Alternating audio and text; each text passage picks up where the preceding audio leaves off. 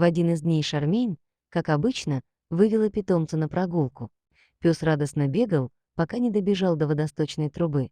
Внезапно он остановился и принялся громко лаять. Собака явно нервничала, словно призывая хозяйку заглянуть внутрь.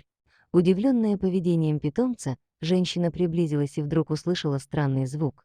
«Наверное, кошка», — подумала Шармейн, но в этот момент ее осенила страшная догадка. Это был ребенок, так как плач был слышен за бетонной плитой, сдвинуть ее самостоятельно хозяйка собаки не могла. Именно поэтому она выскочила на дорогу, махая проезжающим автомобилем. Наконец кто-то из водителей остановился и вышел из машины, догадываясь, что нужна помощь. Спасителем оказался мужчина по имени Корни. Услышав историю о младенце, он без колебаний отправился его спасать. Слив был примерно 2 метра глубиной, но очень узкий, поэтому водителю пришлось забираться внутрь ползком. В этот же момент на него набросилась колония красных муравьёв, обжигая своими укусами, но мужчина терпел изо всех сил.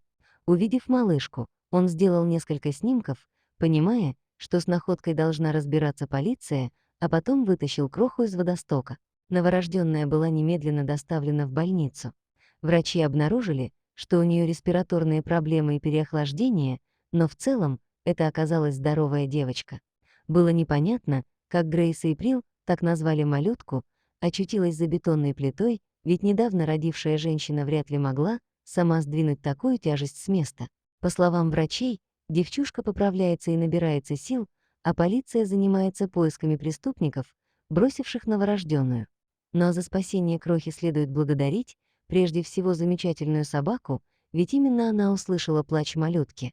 Ну а мы желаем скорейшего выздоровления маленькой Грейс Эйприл и не устаем восхищаться удивительным чутьем славного пса Джорджа.